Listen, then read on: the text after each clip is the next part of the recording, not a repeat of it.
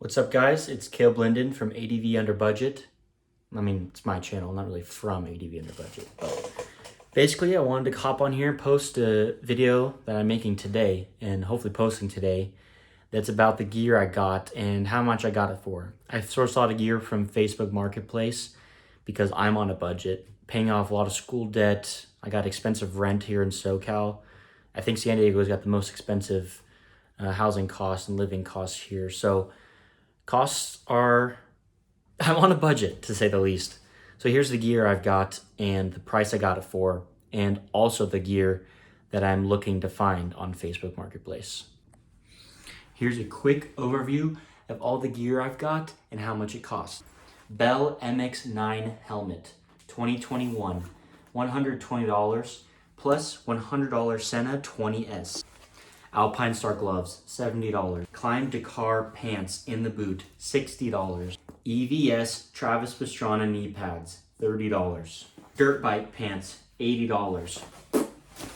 Neck brace, $175.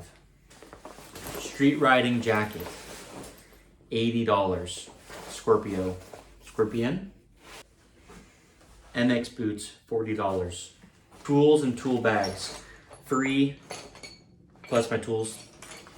$5 for this bag, $30 for this bag, then another $150 for all the tools. First thing I got was a helmet. Now, the first helmet I got wasn't this one. I got some like $40 adventure helmet, which all that means is you have a visor and you have a sun visor and you have a face screen visor instead of just goggles, and this can fold up into this. You'll have other styles that do some other things, but the first one I got was too old. The foam was too old, so I think it's within 5 years indoors the foam's trash. It's not going to have good impact rating. And so I found a Bell MX9 from 2021 for roughly $180 on Facebook Marketplace, and that's this one you see here with this tinted visor. Now, I did scratch it a bit, but I don't care. I got it for really cheap on Facebook Marketplace. It has the MIPS, which is for like a rotational head trauma. And then I also picked up a Senna 20S for about $100 on Facebook. And the only reason I picked a Senna was because that's what my buddies had when we did our ride back last July or June. So Senna 20S, $100, helmet, $180. So it's like, what is that? $280 for the helmet and the audio setup. And the music's pretty good. My bike's kind of loud though, and so is the wind. So can't hear music super well, but I can definitely hear my friends talking and they can hear me plenty good. Okay, so the next piece of gear I picked up was a pair of cheap dirt bike shorts or pants at like a Cycle Gear in my area, and I kind of wish I hadn't got these because they have no abrasion resistance. It's only dirt. They have these super flimsy like foam hip pads, which did save me a little bit once. I do love the knee vent, so I wish some ADV pants had that, and they are in the boot, which is what all dirt bike pants are. So that brings me to the next product I got, which was, and those were about $80 brand new. But I wouldn't recommend buying new Moto pants for dual sport ADV riding, and I'll explain that later. Okay, so I forgot to explain this, but the reason why I wouldn't get dirt bike pants for any kind of ADV riding is because they don't have that abrasion resistance. My Klim Dakars, I think, are 600D, 750 Cordura. D is just the name, the for rating, 750, 600. Some ADVs pants have like 1200 and they have like Gore-Tex, and I just don't need that heavy. I'm mostly dirt. Maybe like I get on the street till I go to the next trailhead or something. So I still want a little bit of abrasion resistance, and abrasion resistance does help on the dirt too, obviously, like gravel and a lot of truck trails are like a little bit of dirt over maybe like old pavement too. So that's why I got the Klim Dakars, and I got in the boot because if you have out of the boot and you go down, your pants can tend to wrap around your boots if you crash a certain way, I just want to avoid that. Like, you're still gonna get all the protection that you need from out of the boot. I just didn't want my pants like flailing around and going around my boot, but I might regret that if it rains, because then I don't have rain protection over my boots. So I'll probably just get like a rain layer that I put on if it's raining instead of over the boot Gore-Tex. Plus, it's a lot cheaper to just get some used in the boots. So yeah. But I got some used O'Neill MX boots. I have no idea what model they are. I just wanted some dirt bike boots to protect myself from falls. I'm not that worried about comfort. I'm not doing any hikes in these. I don't really understand why ADV boots are supposed to be able to be hiked in. I think if you're going to do hiking on your trip, you're just going to bring some like sandals you can hike in or something, like some Chacos. But so yeah, I just picked these up for 40 bucks on Facebook. And the next piece of gear I bought was a neck brace. This was also bought new on Black Friday sale, and it doesn't have all the parts in it right now. But I kind of wish I'd waited to buy one of these, because it's very different riding with one of these. You really don't have a lot of, it sits up a bit more, and you just can't, when you're riding downhill, you can't look up very good. So that's a little bit of a disadvantage with visibility, especially with the visor coming down. You really gotta have a lot of mobility moving your head up so you can see down the trail good. So I don't use this every time, and I'm not jumping, I'm not doing anything crazy, so it's not super necessary, but it is nice to have on like a longer ride where I'm like, okay, I'm gonna go a little harder today, just for that added protection. I'd rather break my collarbones than my neck any day. All right, the next piece of gear I got was some knee pads. Now, these are just some, how can you see that? Travis Pastrana EVS knee pads. No, they're pretty hard, but I did not want to do the knee brace thing because you're just gonna break other things. I think if you have a knee brace on, and with ADV riding, you're not supposed to be putting your feet down a ton. You're not dirt bike riding.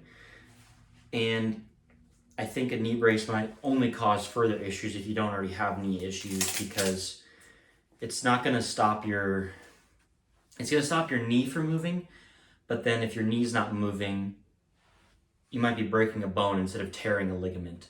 And I think the bones in your leg are a lot worse to break than tearing a ligament. You can ride off on a torn ligament. I don't think you could ride off on a broken tibia.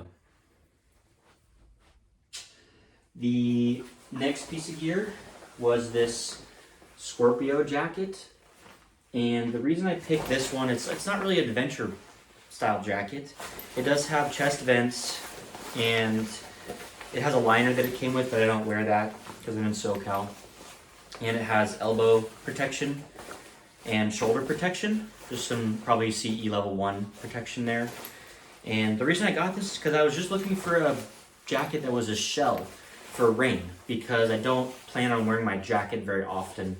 I plan on wearing the jacket more as just something I can throw on if it starts raining that's also going to be abrasion resistant. I saw these were pretty popular on the East Coast and people that like to ride in colder weather occasionally. Plus it's got this nice bright color, so anytime I ride just short little rides, I'll wear this for the abrasion resistance, the visibility, and for the warmth. I have worn it on some dirt rides, and it's been fine. The vents work well. It definitely has no vents but this chest vent, so it does get pretty toasty in here. But my plan is to do some chest protection and my own elbow protection, and then a jersey on top of that. And then this would go on top of all of that if it starts to rain or I'm too cold. And then at that point I would take out elbow and shoulder pads so I'm not doubling up. But yeah, that's my jacket. I don't know what model exactly it is, but I got it for 80 bucks on Facebook. It shipped to me, so that was a little different.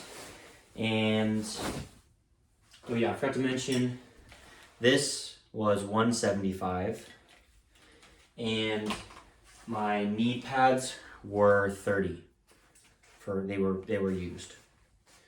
And I also forgot to mention my Alpine Star riding gloves. These are probably more popular street riding, but knuckle protection is good for like ADV riding too, because if you don't have the hand guards, or even if you do, you got some knuckle protection for stuff hitting your hands. These are good. If you ever watch videos of people going down, you do end up on your knuckles, and now you've got this carbon fiber shell here on your knuckles to keep them protected. I think there's another reason, I'm not remembering exactly, but it'll protect your knuckles, and it's pretty breathable. They don't hold up cold at all. They're not made for that. My hands have gotten cold before, but I had to get XXL, and I mean, I'm 6'3", and I have decent sized hands. I don't have like basketball player size hands, but these fit me just right. Just enough room. I think I had to stretch them out a little bit, break them in. But these are just some Alpine Stars I got on Amazon for like 70 bucks. And that is, oh yeah, the most recent piece of gear, which I was really proud of this find, is some Klim Dakar in the boot.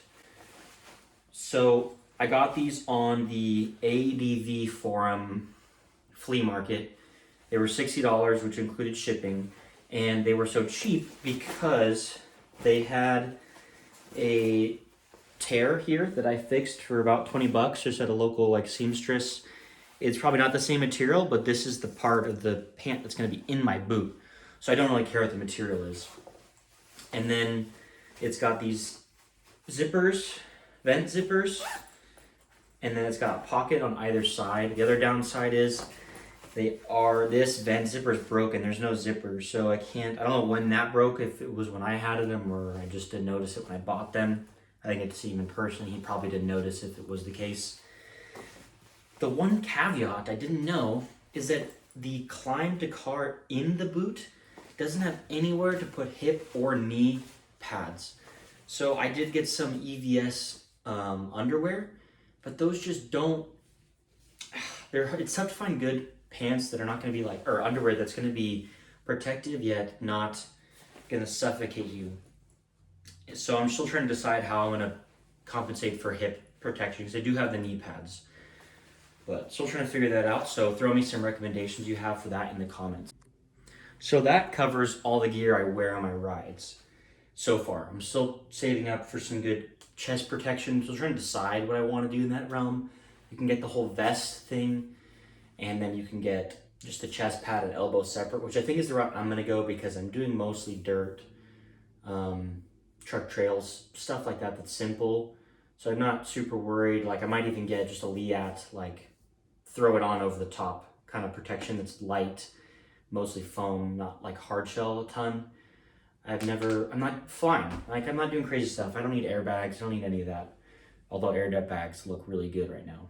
But the next thing I got to carry on my bike was, I found this for $5. Like, it's got some random logo. I have no idea what that is. It's a Fender bag. I got it for $5 at a Moto shop that was like closing down. And this I just keep puncture patch kit, my brake and clutch levers, some zip ties, some other random tools. Yeah, it kind of varies based on my ride. I also have my tire pressure gauge in there to check my tire pressure. I probably need to get a pump that I could put in here, but it's not big enough for tubes. But it stayed perfect on the fender, and then I have these zip ties that attach to the bike. So in case these come undone, these straps, it's a really interesting way. They clip in and then you tighten it down over the top. So anytime you need to access this, you have to loosen everything up. And maybe I'd forget one time, and then hopefully these zip ties would save the bag and I wouldn't lose the bag. So that's what I have on the front. And again, that was $5. And then just some extra levers and zip ties for the tire and that tube patch. Then for Christmas, I got this Odensberg tool roll for motorcycle riders. It unzips and then you unfold it. And this is my current tool selection, which I'll probably do a more detailed video on this, but I have everything in here that probably doesn't involve, I don't have anything for tire changing in here, because I just don't need those tools in here because I don't use this for changing my tires. I'm not doing that very often. So I keep those in a different bag, but I have like an adjustable, like a screwdriver. You can put different tools on the end. My socket, adjustable wrench, some pliers, a lengthener. And then I have like my sockets, my hex wrenches, and a little bit of electrical tape. And then my wrenches in all the sockets are the same size. And I have a little Leatherman too. And yeah, that's my tool bag that I'm still trying to figure out a backpack or what I want to do to carry the gear on me. I think I want to get attached this Harbor Freight case I have to the tail, but the weight just doesn't sit too great. So that's another issue. I'm trying to decide what I want to do. So, and wait till I have the money. And then in regards to other tools, I just have this is like extreme bike issues that I'd probably only carry if I was like trying to overnight and I wasn't like, oh, I'll just zip tie the tires and just go back to the truck. So I have my front and rear axle wrenches / tire irons from Tusk. I got these on Amazon. I got a 22 and a 24. And then I have this like tie down thing. Probably should keep that on me. I have to pull through this stem. I have sockets, spark plug. I also have some JB Weld clear epoxy stuff. Some bigger sockets for the tires as well. And then I have some other sockets that I use on my trailer. So I do bring this with me anytime I go somewhere. So yeah, that's all of my tools. Sorry for the little abrupt ending there, but that is all the tools and gear I've gotten so far. Next video, I'm either going to cover the trailer hitch that I ended up getting to carry the bike, or I'm going to do gear I've gotten for the bike itself, which isn't much, but it could be cool to see. So yeah, thanks for watching. Peace.